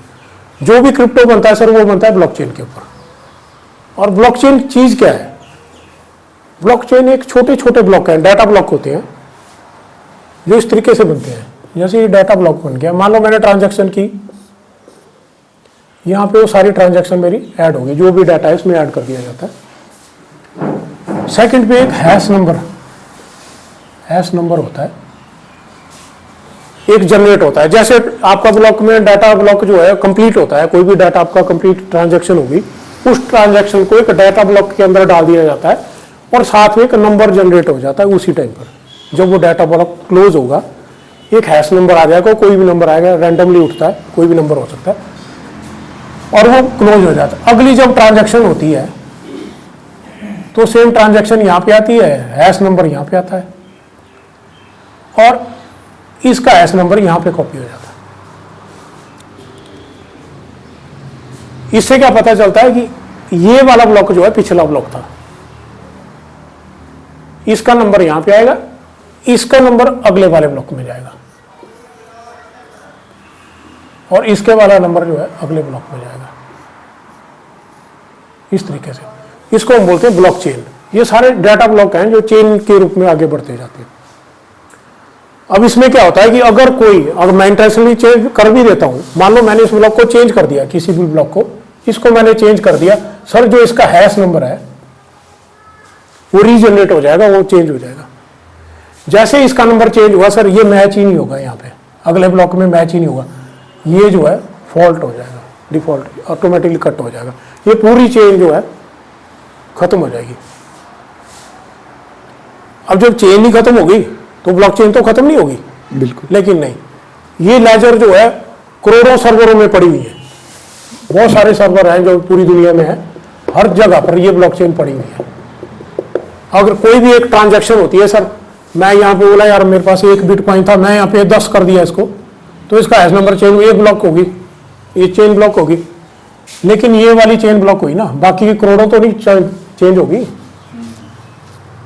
तो इसको ऑटोमेटिकली बाहर कर दिया जाएगा और बाकी चेन में जो है एंट्री, इसको देखेंगे अच्छा 10 है, 9 यहाँ से 9 आया, एक भी सर्वर से 9 आ गया, सर ये चलेगी नहीं, ये ब्लॉकचेन ऑटोमेटिकली फॉल्टेड होगी। तो इसको अगर कोई चेंज करेगा तो ये चलेगी नहीं, और बाकी के जो है वहां से दोबारा से रीजनरेट होगा, कॉपी हो जाएगा ब्लॉकचेन, फिर वही आ जाएगी इस सर्वर के अंदर। तो इसको दुनिया में अगर किसी को हैक करना है बिटकॉइन को, तो करोड़ों सर्वर के अंदर एक साथ चेंज करने पड़ेंगे। क्या ऐसा पॉसिबल है? ऐसा तो पॉसिबल ही नहीं है, जितना बड़ा हैकर आ जाए कोई। तो ब्लॉकचेन क्या होती है? रीड ओनली होती है। इसको ना हम चेंज कर सकते हैं ना इसको डिस्ट्रॉय कर सकते हैं। कर ही सकते हैं, इसको डिस्ट्रॉय करेंगे दोबारा कॉपी क्या आ जाती है, किसी और सर्वर से आ जाएगी। तो ब्लॉकचेन एक ऐसी चीज है जिसके अंदर जो भी डाटा रख दिया जाता है उसको ना तो हम चेंज कर सकते हैं ना उसको डिस्ट्रॉय कर सकते हैं, और ये फॉर एवर रहेगा सर, हमेशा रहेगा। 100 साल के बाद भी ये रिकॉर्ड आप निकाल सकते हो, किसने क्या लिया था, क्या दिया था। जैसे आपके आभा कार्ड बन रहे हैं ना आजकल, आभा कार्ड में भी यही है कि हॉस्पिटल में आप एंट्री करते हो, 1000 साल बाद अब कोई बंदा आता है, यार मेरा कोई दादा परदादा था, इसका उसने वहाँ पे डाला और वहाँ पूरा रिकॉर्ड आएगा कि अच्छा इसको ये बीमारी थी, ये हॉस्पिटल में जाता था, ये डॉक्टर था, ये दवाइयाँ खाता था, सब कुछ निकल जाएगा, सारा डाटा निकल जाएगा। तो वो किस पे आधारित है? आगे आने वाली दुनिया जो है ब्लॉकचेन के अंदर ही कन्वर्ट होगी। ये टेक्नोलॉजी है, एडवांस टेक्नोलॉजी है, इसमें हमें जाना ही पड़ेगा। कोई ना भी जाना चाहे तो भी जाना पड़ेगा, ठीक है ना। अब आपने सुनेंगे एनएफटी क्या है? जैसे हमारे पेटेंट होते थे, मैंने कोई इन्वेंशन की, मैंने पेटेंट करवा दिया सर, एनएफटी जो है वो वही काम कर रही है। अब आपकी जमीनों के नक्शे जो होंगे, आपके खसरा नंबर जो होंगे, आपकी जो जमीन है उसका एक एनएफटी जनरेट हो जाएगा जिसके ओनर आप होंगे। जब आप बेचोगे तो एनएफटी बेचोगे, कुछ नहीं बेचोगे। अब आपको रजिस्ट्रेशन कराने की जरूरत नहीं है गवर्नमेंट में, क्योंकि गवर्नमेंट तो सेंट्रलाइज है, एनएफटी डिसेंट्रलाइज है। आपने मुझे बेचना है, आप बोलते हो इतने रुपए दे दो, एनएफटी में आपको ट्रांसफर करता हूं, मैं आपसे एनएफटी खरीद लूंगा, बात खत्म, और जमीन ऑटोमेटिकली मेरे नाम पे आ जाएगी, क्योंकि वो पेटेंट है, पेटेंट की तरह काम कर रहा है। आने वाली दुनिया इस तरीके से आएगी सर, हमें पता ही नहीं चलेगा हमें जमीनों के किसकी जमीन कहाँ चली गई, कहाँ किसने क्या कर दिया। तो ये पब्लिक सिस्टम में लेके आ रहे हैं, डिसेंट्रलाइज सिस्टम जो है इसलिए लाना पड़ा कि जो ये स्कैम हम लोगों के साथ चल रहा है ग्लोबली जो स्कैम हम लोगों के साथ हो रहे हैं उनको खत्म किया जा सके। तो ब्लॉकचेन आपने समझा, ब्लॉकचेन को चेंज नहीं किया जा सकता सर, ये ब्लॉकचेन को चेंज नहीं कर सकते हम। अब दूसरी चीज आई, इन्होंने बोला यार कुछ चीजें होती हैं, ये कंपनी है वो पैसा लेती है लोगों से, सारा इकट्ठा करती है, भाग जाती है, स्कैम हो जाता है लोगों के साथ, ठीक है ना। ये कंपनी है, मैंने कंपनी बनाई, आप लोगों को मेंबर बनाया, आपने आगे आगे मेंबर बनाए, सारा पैसा मेरे अकाउंट में आ गया। अब मैं बोल रहा हूँ अच्छा इन भाई साहब को यार इनका तो 1 करोड़ की कमीशन आ गई, इन्होंने तो काम ही बहुत कर लिया, अच्छा 1 करोड़ देना पड़ेगा। मैं बोलूंगा सर मैंने रूल चेंज कर दिया, अब आपको 100 रुपये नहीं मिलेगा, आपको 100% नहीं मिलेगा, इसका 10% ही देंगे हम। आप क्या कर लोगे सर? मैं कंपनी हूं, मैंने रूल चेंज कर दिया, आपकी 1 करोड़ की कमीशन बनती थी, मैं बोलता हूँ नहीं सही मैंने रूल चेंज कर दिया, मैं 10 लाख ही दूंगा आपको। आप कुछ नहीं कर सकते सर, आप हाथ जोड़े, ठीक है 10 लाख दे दे, कुछ तो दे दे। तो आपकी मेहनत को डिक्रीज किया जा सकता है रूल को चेंज करके। तो सर ये जो है ये कंपनी नहीं है, ये कोई ये ब्लॉकचेन में चलती है, और इसके जो है प्रोग्रामिंग की जाती है कि अगर आप ये करोगे तो इतना कमीशन मिलेगा, ये काम करोगे तो इतना मिलेगा। मैंने एक प्रोग्राम बना लिया सर, कंप्यूटर में प्रोग्राम बनाया, अब ये प्रोग्राम भी तो मैं चेंज कर सकता हूं ना। प्रोग्राम तो क्या है, कोडिंग ही है। मैंने 100 की जगह 10 ही देने आपको, मैंने बोला भैया मैंने 10 ही देने हैं, ये देखो मैंने प्रोग्राम चेंज कर दिया, बात खत्म होगी, बात तो वही आ गई। तो इस चीज को जब मैं उठा करके ब्लॉकचेन के अंदर डाल देता हूं, तो सर ब्लॉकचेन के अंदर डाटा तो चेंज नहीं किया जा सकता ना। जो मैंने रूल बना दिए, जो मैंने कुछ भी बनाया, वो तो सारे उठा करके मैंने ब्लॉकचेन में डाल दिया। अब अगर मैं भी इसको चेंज करना चाहूं सर, मैं भी नहीं कर सकता, कोई नहीं कर सकता। मैं बोलूं भैया गलती हो गई, ये प्रोग्राम है थोड़ा सा मुझे ठीक करना है, कुछ नहीं हो सकता सर। जो रूल बन गया वो बन गया, खत्म होगी बात। ब्लॉकचेन को आप डिस्ट्रॉय कर नहीं सकते, ना उसको चेंज कर सकते हो। तो इसको नाम दिया जाता है sir smart contract. Smart contract क्या है? एक प्रोग्राम है जो ऑटोमेटिक चलता है, अपने आप चलता है, लेकिन उसको चेंज नहीं किया जा सकता, वो ब्लॉकचेन के अंदर है। तो कोई भी रूल, कोई भी जो भी है, जो एक बार बना दिया गया है इस प्लेटफॉर्म के अंदर, वो सारा हमने स्मार्ट कॉन्ट्रैक्ट के अंदर डाल दिया। और जो आपके डाटा है वो भी स्मार्ट ब्लॉकचेन के अंदर है। तो ना तो आपके डाटा को छेड़ा जा सकता है, ना कंपनी के रूल्स को कोई छेड़ा जा सकता है। अगर मैं क्रिएटर हूं, मेरे से आपकी लड़ाई होगी, मेरी कंपनी है, मैं बोलूंगा भैया फायर्ड, बाहर निकलो, तुम्हें कुछ नहीं मिलेगा। लेकिन या मैंने सब कुछ बनाया है, लेकिन मैं कोई आपकी लड़ाई मेरे से होगी, मैं आपको कुछ नहीं बिगाड़ सकता, क्योंकि काम कौन कर रहा है? स्मार्ट कॉन्ट्रैक्ट कर रहा है, ब्लॉकचेन काम कर रही है। तो एक ऐसा प्रोग्राम बन गया जिसको फॉर एवर रहेगा, कोई चेंज नहीं आएगा। और सबसे बड़ी बात, इस प्रोग्राम को आप रीड कर सकते हो, क्योंकि ब्लॉकचेन क्या है और ब्लॉकचेन को रीड किया जा सकता है। आप देख सकते हो कि भैया ये प्रोग्राम जो लिखा है, ये लिखा गया है इसमें, कोई भी आके चेक कर सकता है। तो क्या है? फुल ट्रांसपेरेंसी है। तो एक ऐसा प्लेटफॉर्म बन गया जो फुल ट्रांसपेरेंसी के साथ है और ब्लॉकचेन के अंदर है, जिसको चेंज नहीं किया जा सकता, जिसको हम बोल सकते हैं नेवर एंडिंग, कभी खत्म नहीं होगा। क्यों नहीं खत्म होगा? क्योंकि ब्लॉकचेन कभी खत्म नहीं होगी। स्मार्ट कॉन्ट्रैक्ट तो ब्लॉकचेन में है, तो रूल भी चेंज नहीं होंगे। जो इन रूल्स को फॉलो करेगा उसको कमीशन मिलती जाएगी। तो इसको किस चीज से जोड़ दिया गया? एक डिसेंट्रलाइज वॉलेट से जोड़ दिया गया। स्मार्ट कॉन्ट्रैक्ट, इसकी जो ब्लॉकचेन है, जो इन्होंने अडॉप्ट की है ब्लॉकचेन एनबीएनबी ने, उसका नाम है ओपीबीएनबी। और इस ओपीबीएनबी की खासियत क्या है? अप्रोक्सीमेट 10 लाख ट्रांजैक्शन 1 सेकंड में कर सकती है सर।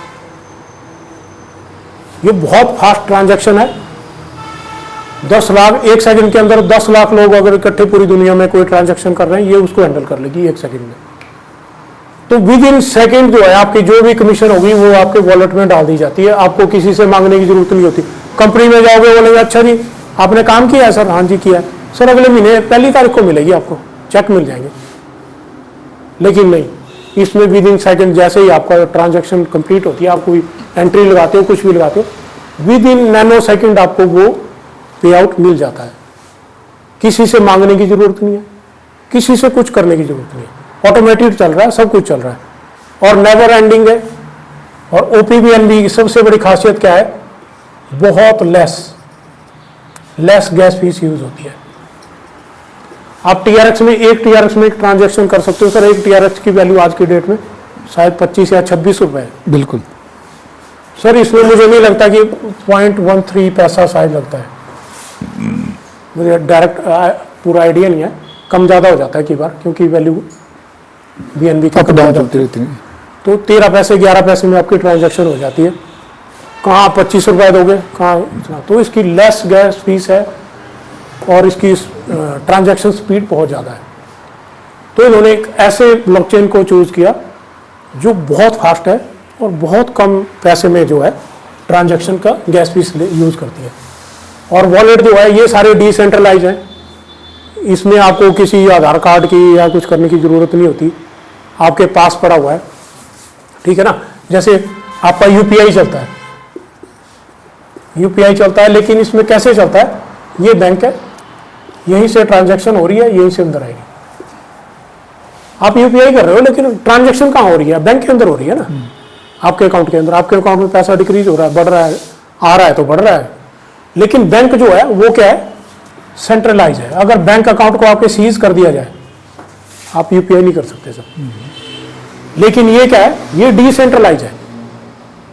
ये ऐसा है जैसे आपके पॉकेट वॉलेट है, आप जब मर्जी कुछ डाल लो, जब मर्जी निकाल लो, आपको कोई नहीं पूछने वाला है यहाँ पे। और जो भी ट्रांजैक्शन होगी इसी वॉलेट से होगी। और कौन करेगा? आप ही करोगे, क्योंकि वॉलेट आपका है। कीवर्ड आपके पास है, अगर कीवर्ड आपके पास है तो आपका है, अगर किसी और को दे दिया उसका है। कोई बोलता है जी मैं ये काम करूंगा, मेरे बच्चों को मिलेगा क्या? भैया कीवर्ड दे दो, जिसके पास है उसी का ही है। दुश्मन को दे दिया तो उसका हो जाएगा। कुछ इसमें थोड़ी सी गड़बड़ भी तो है। आपका कीवर्ड चूज कर चुरा लिया किसी ने, वो मालिक हो गया, वो निकाल सकता है। तो ये जो कीवर्ड है ये ऐसे काम करते हैं जैसे स्विस बैंक के कोड काम करते हैं। जैसे स्विस बैंक में हम पैसा डालते हैं, जिसके पास नंबर है वो ओनर है। तो स्विस बैंक टेक्नोलॉजी है। तो बोलने का मतलब है कीवर्ड हमेशा संभाल के रखो। वॉलेट बनेंगे, उसको इतना लाइटली ना लो कि हाँ जी कीवर्ड गुम कर दिए या नोट नहीं किए या कुछ नहीं किया। अगर ये चीज़ें गुम हो गई तो आपका सब कुछ जाने वाला, कुछ नहीं आपके पास बचेगा। अगर इसको संभाल के रखा है सर, आपसे दुनिया की कोई ताकत नहीं इसको निकाल सकती। चाहे कोई ईडी आ जाए, सीबीआई आ जाए, कुछ भी आ जाए, अगर आपने डिलीट मार दिया, आपको कीवर्ड आपको याद है या कहीं आपने, क्या कर लेगा कोई? कुछ नहीं कर सकता, कोई निकाल ही नहीं सकता। क्या करोगे? इंटरनेट का वो आईडी ढूंढ लोगे, हाँ यहाँ से ट्रांजैक्शन, हाँ जी वॉलेट, हाँ जी था मेरे पास। कौन सा वॉलेट था? वॉलेट बनते, कौन सा वॉलेट है? बोलने का मतलब है ये आप लोगों की पब्लिक प्रॉपर्टी है, पब्लिक के हाथ में ही है, पब्लिक की गलती से ही गड़बड़ हो सकती है, अदरवाइज इसको कोई नहीं चेंज करने वाला। तो ये चीज होगी। स्मार्ट कॉन्ट्रैक्ट आपको समझ में आ गए, ब्लॉकचेन आपको समझ में आ गई जी। अब आते हैं सर प्लान के अंदर। प्लान बहुत सिंपल है सर। जैसे आप इसमें प्लेटफॉर्म बोलता है कि आपको अगर एंट्री लेनी है तो आपको सिर्फ रजिस्ट्रेशन फी पे करनी है, आपने रजिस्ट्रेशन करानी है। इसमें नॉमिनल अकाउंट से भी आ सकते हो सर, बहुत सारे लेवल हैं इसमें, 1 से लेकर के 15 तक लेवल है सर। पहला शायद 400 रुपये से स्टार्ट होता है और दूसरा शायद 1100 के करीब चल रहा है। ऐसे धीरे धीरे इंक्रीज होते जाते हैं। किसी भी लेवल से आप रजिस्ट्रेशन करवा सकते हो, किसी भी लेवल में आ सकते हो आप। जैसे इसके नाम दे देते हैं हम, बिगिनर, फिर आगे आपका इन्फ्लुएंसर, फिर आपका आ गया थर्ड अचीवर। ऐसे करते करते क्रिएटर तक हमारे 15 लेवल हो जाते हैं। तो आपकी इच्छा है, आप 400 से स्टार्ट करते हो, 1100 से करते हो, एम्बेसडर से करते हो, अचीवर से करते हो, पायनियर से करते हो, मेंटर से करते हो, आपकी इच्छा है। जितने हाई लेवल से स्टार्ट करोगे उतना आपको कुछ बेनिफिट होते हैं जो मैं बताऊंगा डिस्कस करके। तो सर सबसे पहले ये आपके रजिस्ट्रेशन अमाउंट लग गया, जो भी लगा। मान लो आपने 1100 वाला ले लिया, इसकी जो फीस होती है सर, ये सारी बीएनबी के अंदर लगती है। बिगिनर की जो फीस है 0.0044 और जो सेकंड है उसकी होती है 0.0066, फिर इसका डबल होता जाता है सर आगे आगे। तो ये सारे बीएनबी में है सर। अब जब रेट की हम बात करते हैं तो क्योंकि बीएनबी जो है वो हर सेकंड में चेंज हो रहा है रेट, तो ऑटोमेटिकली ये रेट भी चेंज हो जाता है। हम तो रुपीज़ की बात कर रहे हैं ना, रुपीज़ में तो ये लगनी नहीं है, लगनी तो बीएनबी, और बीएनबी का बेस ही चेंज होता रहता है। कभी 800 में आता है, कभी 1300 में जाता है, कभी 1000 में आता है। तो धीरे धीरे इसका रेट जो है वो चेंज होता रहता है। तो मान लो ये 1100 की आपकी एंट्री लगी तो आपका रजिस्ट्रेशन होगी सर, ये रजिस्ट्रेशन बनी है। यहाँ से क्या हो गया, आपका एक आईडी जनरेट हो गया, आपको एक आइडेंटिफाई के लिए एक आईडी बन जाता है नंबर, और आपका एक वॉलेट उससे जुड़ जाता है। एक वॉलेट में आपकी एंट्री होगी। तो जैसे ही आपकी एंट्री हुई सर, इसके 2 ट्री बनते हैं। ये 2 जगह आपकी रजिस्ट्रेशन सेम आईडी से अलग अलग ट्री के अंदर आपकी जो है एंट्री हो जाती है। पहले इसको हम बोलते हैं, ये आ गया आपका यूनी लेवल। यूनी लेवल का मतलब है जितने मर्जी ब्रांच आप ओपन कर सकते हो। यूनिटी होती है, यूनाइटेड जो लेवल होते हैं। यूनाइटेड लेवल मतलब आपने 10 एंट्री लगाओ, 2 लगाओ, 4 लगाओ, 10 लगाओ, 50, 100, 1000 लगा दो, जितने मर्जी लगा दो।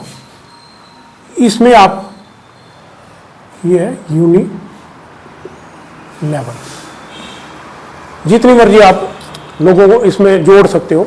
जिसको भी आप जोड़ोगे इसका आपको 10% आएगा सर। मान लो ये 1100 से आया तो इसका 10% आपको मिलता जाएगा। आप 10 जोड़ दिए तो आपका 10 के हिसाब से आगे बढ़ रहा है, ठीक है। अब जब ये लोग आगे जोड़ेंगे, इसने भी तो आगे कुछ जोड़े, इसने भी शायद आगे कुछ जोड़े लोग, तो ये जो आगे लोग जुड़े हैं इस तरीके से ये भी आगे जोड़ता जा रहा है। तो 14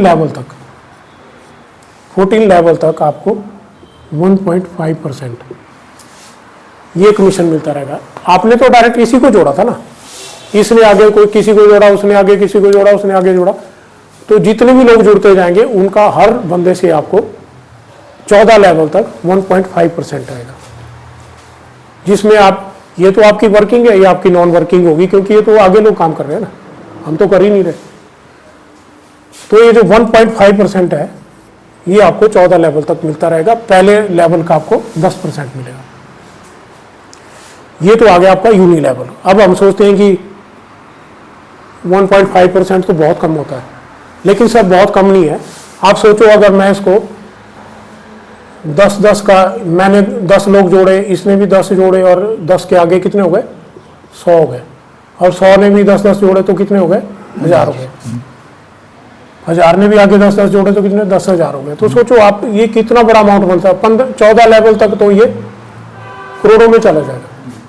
तो ये 1.5 जो है, अगर आप 5 लोगों से सारे लोग भी जोड़ते रहेंगे तो भी आप सर इसमें से अप्रोक्सीमेट आज की वैल्यू में 625 करोड़ मिनिमम इतना कमा सकते हैं, जबकि देखने में ये परसेंटेज जो है 1.5 है, ठीक है ना।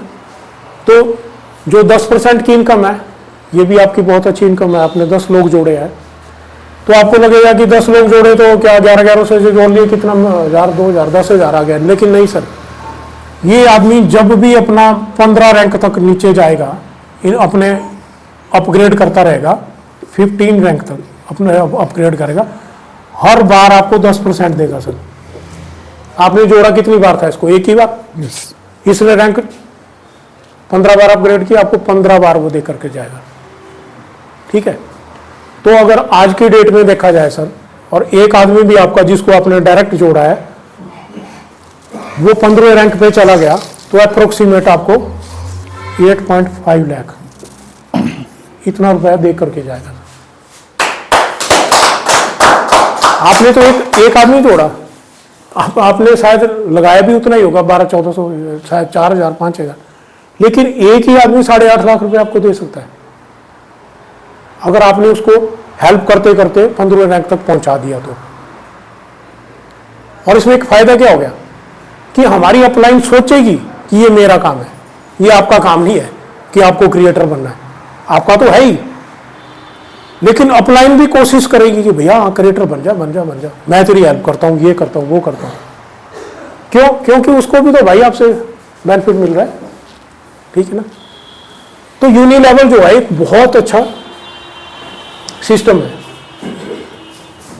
अब आ जाते हैं हम दूसरा, बाइनरी सिस्टम क्या होता है? बाइनरी वो सिस्टम होता है सर,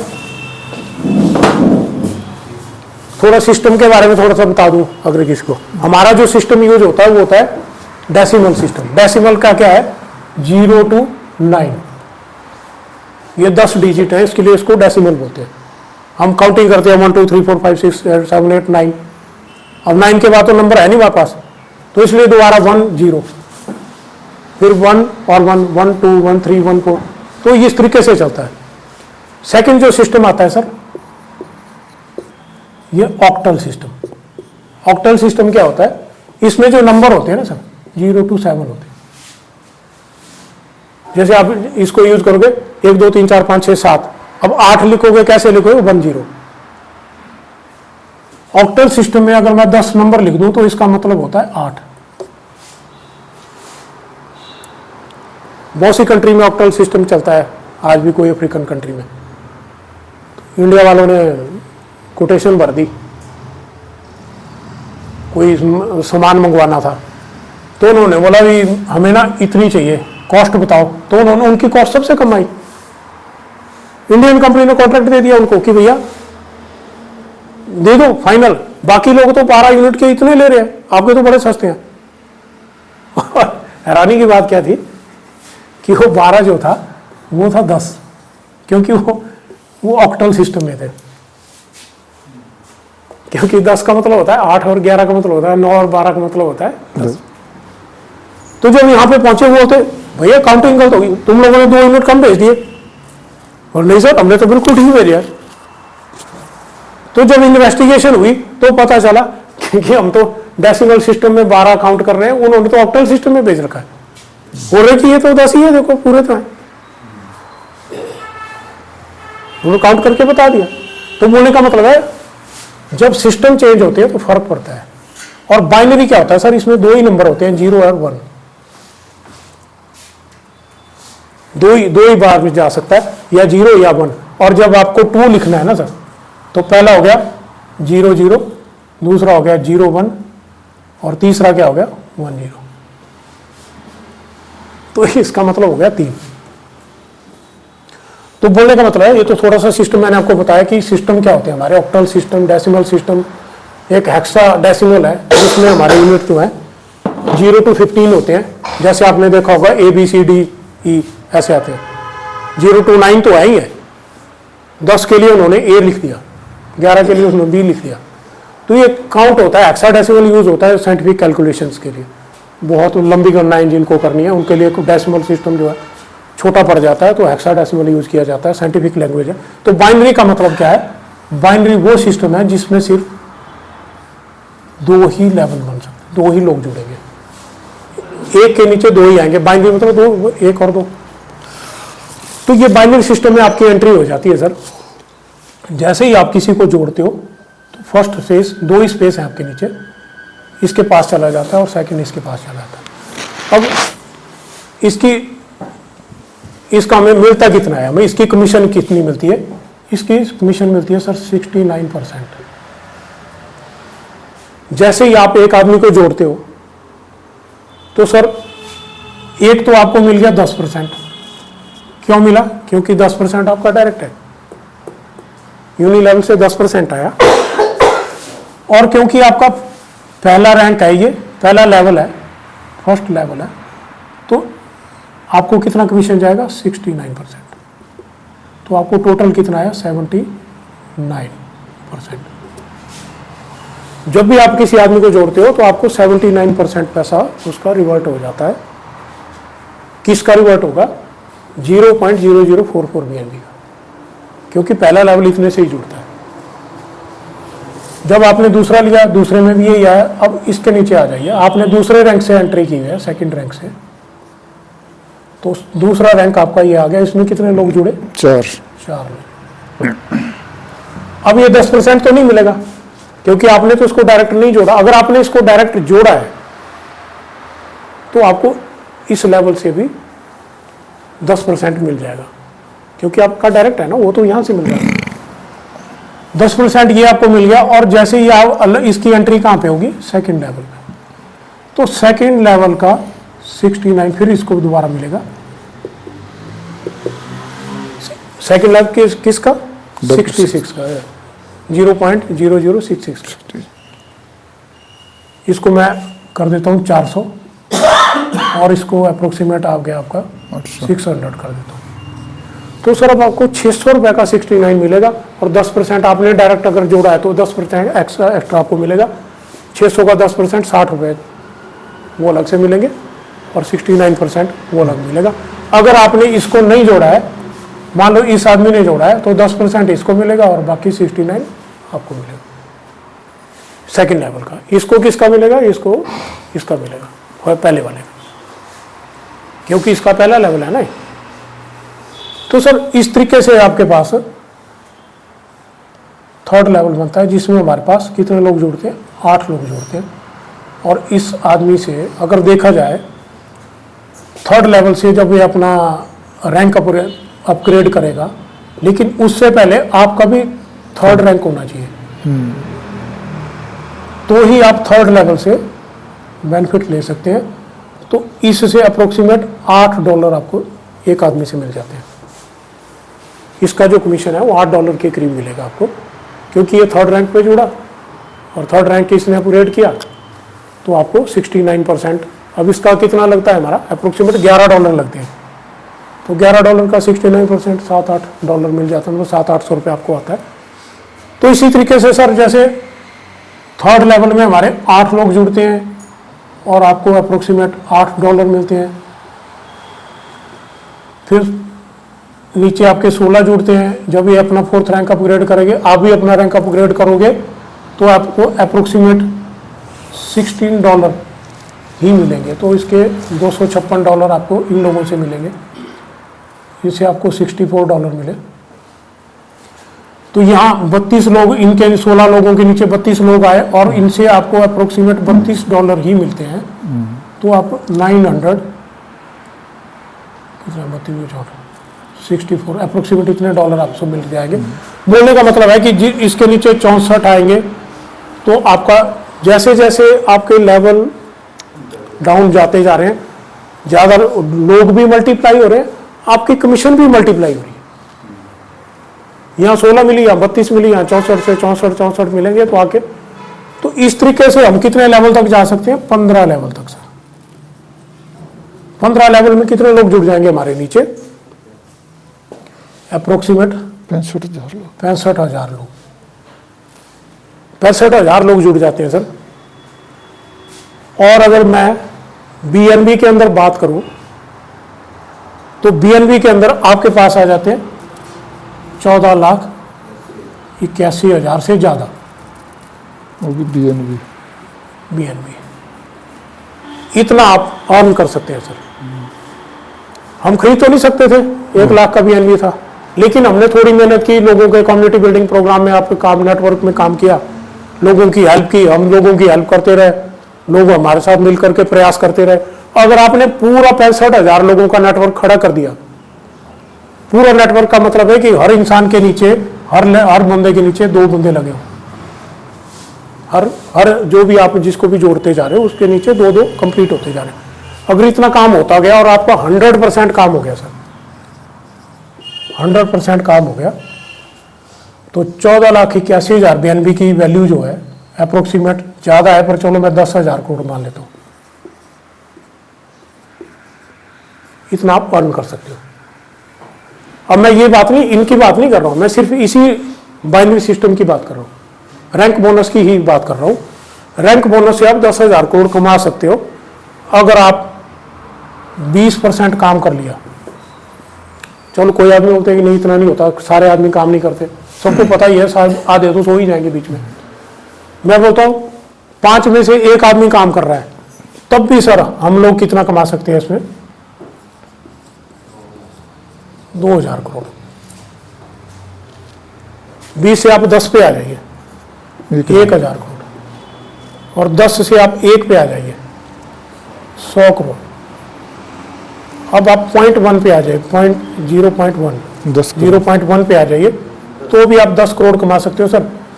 इससे ज़्यादा घटिया लेवल क्या होगा किसी का? बिल्कुल सर। इतना भी अगर हम कर लेते हैं बिल्कुल कि यार 0.1, 1000 में से 1 आदमी मेरा ढंग से काम हो रहा है, इस लेवल पर भी हम काम करके सर तब भी हम 10 करोड़ कमा सकते हैं। हमने लगाया कितना है? 1100-1200 रुपया, 2,000 रुपया, 4,000 लगा लिया होगा किसी ने, ठीक है ना? तो इस सिस्टम से हम इतना बड़ा अर्निंग कर सकते हैं जिसको इमेजिनेशन से बाहर है। अभी मैं 10,000 करोड़ की बात सिर्फ इसकी कर रहा हूँ, इसके अलावा आपका 10% बोनस अलग है, इसके पास 1.5% वो अलग है, इसकी तो मैं बात ही नहीं, इनको मैंने ऐड ही नहीं किया। इसके अलावा आपको क्या दिया जाता है? एक वो होते हैं क्लब बोनस है इसमें, कि आपके नीचे अगर मेरे ख्याल 5 चैंपियन बन गए, मतलब 5 चैंपियन मतलब 7वां रैंक, 7वें रैंक वाले 5 लोग आपके नीचे जुड़ जाते हैं, तो आपको $3,000 ये बोनस मिलता है। किस लिए मिलता है? कि आप लोग इतना काम कर रहे हो, आपके बाइक तो होनी चाहिए, बिल्कुल। आप काम कैसे करोगे? तो एक बाइक बोनस मिलता है। फिर इसके अलावा आपको सेकंड एक और इसका लेवल है, इसके नीचे आपको $20,000 मिलते हैं। वो किस लिए मिलते हैं? कि यार आप इतना काम कर रहे हो और हो सकता है आपके पास गाड़ी ना हो, तो आप गाड़ी ले लो, तो प्लेटफॉर्म आपको गाड़ी के लिए वो पैसा डोनेट करता है कि भैया तुम काम कर रहे हो, बहुत अच्छा है। फिर इसके अलावा आपको करते करते एक हाउस रेंट मिलता है, अप्रोक्सीमेट 1 लाख का मिलता है शायद डॉलर का, कि आप एक अच्छा घर बनाओ, लोग आपसे मिलने आएंगे, आप एक लीडर बन चुके हो, लोग आपके घर में आएंगे, देखेंगे यार काम कर रहा है, इसके बाद घर भी नहीं है, तो कंपनी क्या करती है? आपको एक बोनस देती है कि भैया अच्छा घर ले लो। फिर आप बहुत अच्छे लीडर बन गए, जब क्रिएटर के लेवल पे आपके 10 क्रिएटर आपके नीचे आ गए, तो सर आपको एक विला बोनस दिया जाता है कि आप जो है पता नहीं इतने एकड़ का जमीन ले लो जिसमें पार्किंग भी होनी चाहिए, ये भी होनी चाहिए, तो उसको आपको दिया जाता है $5 लाख, अप्रोक्सीमेट 5 करोड़ रुपए, ताकि आपके पास पार्किंग एरिया भी हो, लोग आपसे मिलने आए तो लगे कि हाँ एक बहुत बड़ा लीडर है। तो इसमें कंपनी का भी नाम होता है, कंपनी को भी बेनिफिट होता है कि उसके जो मेंबर हैं वो इस लेवल तक काम कर रहे हैं। तो समाज में भी एक बहुत अच्छा मैसेज आता है कि भैया इतनी कमाई हो सकती है, देखो इसके पास इतना बड़ा मकान है, कहाँ से आया जी, इसी प्लेटफॉर्म से कमाया सर। तो एक बहुत अच्छा इंप्रेशन मिलता है। तो सर उसके बाद एक और चीज़ हमें दी जाती है, 5वीं इनकम जो आती है वो आती है आपकी 10वें रैंक से। 10वां रैंक कौन सा है हमारा, आइकॉन लेवल। आइकॉन लेवल पे जब आप पहुंचते हो तो सर आपको 1% रॉयल्टी मिलनी स्टार्ट हो जाती है। कितनी मिलेगी, मान लो आपने 10वें रैंक तक कितना पैसा लगता है, 3.5 लाख रुपए लगता है। तो सर आपकी रॉयल्टी स्टार्ट हो जाएगी, जैसे आप 10वें रैंक पे पहुंच जाते हो एक रॉयल्टी स्टार्ट हो जाएगी, कितना मिलेगा, 7 लाख तक। जितना आपने पैसा लगाया उसका डबल आपको रिटर्न कर दिया जाता है। वो रॉयल्टी तब तक आती रहेगी। फिर इसके अलावा आप आगे जाओगे, दोबारा से आपकी रॉयल्टी स्टार्ट होगी, 11वें लेवल में दोबारा होगी, तो आपका 10 से लेकर 15 तक जाओगे तो 3.5% ये आपका रॉयल्टी में आता है। अप्रोक्सीमेट इसकी वैल्यू जो है शायद 10x हो जाती है। जितना आपने पैसा लगाया उसका 10x आपको यहीं से रिटर्न हो जाता है। तो जो आपने लगाया वो भी रिटर्न हो गया, आपको बोनस भी मिलने स्टार्ट हो गया। आपको रैंक बोनस जो है इतना बड़ा बेनिफिट दे सकता है। 10% आपको कितना बेनिफिट देगा, कितने लोग आप जोड़ते हो, और 1.5% के हिसाब से भी आप 625 करोड़ तक अर्न कर सकते हो। सर आप क्यों नहीं काम करोगे, इसके अलावा क्या चाहिए। और आपका इन्वेस्टमेंट क्या है, वही आपने 1 रुपया भी ऊपर नहीं लगाया, आपने यहीं से कमाया, यहीं दिया। तो इससे अच्छा प्लेटफॉर्म क्या हो सकता है सर। मेरे पास तो ऐसा कोई नेटवर्क नहीं है, ना मैंने ऐसा कोई प्लान देखा। जिसने भी इसको बनाया बहुत सोच समझ के बनाया। सबसे बड़ी बात, ना कभी नेवर एंडिंग है, कभी खत्म नहीं होगा। कोई इसमें स्कैम नहीं कर सकता। स्कैम तो तब होगा ना सर, मैंने कमाई की, मेरी कमाई उनके पास जा रही है और उनकी कमाई किसी, तो स्कैम तो तभी होगा ना। मैं कमा रहा हूं, प्लेटफॉर्म तो कुछ भी नहीं लेता, प्लेटफॉर्म के पास तो कुछ भी नहीं जाता। आप कभी भी इसका स्मार्ट कॉन्ट्रैक्ट चेक करो, 0 आता है वहां पे, वो कुछ भी नहीं लेता। 100% पैसा डिवाइड हो जाता है, 10% यहां डिवाइड हो जाता है और 1.5% के हिसाब से 21% ये पैसा आ गया, 10 आपका डायरेक्ट ये बोनस आ गया और 69% आपका रैंक बोनस आ गया। तो सर 100% पैसा तो आपका यही लग जाता है। प्लेटफॉर्म तो कुछ भी नहीं लेता, ठीक है ना। तो प्लेटफॉर्म को जब हमसे नहीं लेता तो किसके लिए बनाया गया, हम लोगों के लिए बनाया गया, पब्लिक के फायदे के लिए बनाया गया। पब्लिक ही इसको चला रही है। किस लिए किया, ताकि सब इकट्ठे मिलकर के ग्रो करें, पैसा कमाएं, लोगों को जोड़ें। जो बेचारे गरीब हैं, सारी उम्र मेहनत करते हैं, थोड़ा सा काम करवा लो, थोड़ी सी इन्वेस्टमेंट करवा लो, थोड़ा सा काम कर लेंगे। सर जब 8 लोग आपके नीचे जुड़ जाते हैं, 16 लोग आप ये इस लेवल तक पहुंच गए, इसके बाद तो आपको पता ही नहीं है 16 लोग किन किन लोगों को जोड़ रहे हैं, ठीक है ना। तो 16 लोग 32 लोग जोड़ेंगे, 32 के बाद आपको आपके नीचे 100-200 लोग खड़े होंगे, आपको तो पता ही नहीं है कौन कहाँ काम कर रहा है, किसको जोड़ रहा है। आपके पास तो एक नॉन वर्किंग इनकम की तरफ पैसा आता है। तो आप काम करें फिर ना भी करें तो भी आपको पैसा आता है। अब थोड़ा सा इसमें आ जाते हैं कि ये आदमी काम नहीं करता, तो ये आदमी काम कर रहा है, ये भी नहीं करता, तो भी सर आपका नेटवर्क नहीं रुकता, क्योंकि आप तो काम कर रहे हो। अगर आपने भी काम छोड़ दिया यहां पे, तो सर आपके ऊपर वाला भी तो कोई बैठा है, वो भी तो फटा उठा के कोई एंट्री नीचे लगा देगा, और उसने काम किया तब भी आपका नेटवर्क चलता है।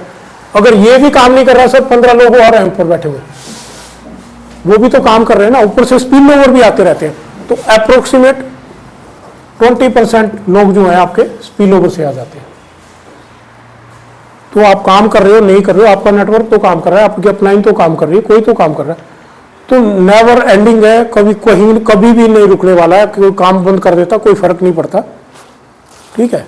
कोई करता है तो बहुत अच्छा चलेगा, बीच में लोग रुक भी जाएंगे तो भी आपका नेटवर्क नहीं रुकने वाला। तो सर इसके अलावा अब आपको इसमें कोई क्वेश्चन है तो पूछ सकते हैं, बाकी ये लैंड ठीक है। मैं अपने होस्ट जी को बुलाता हूँ। तो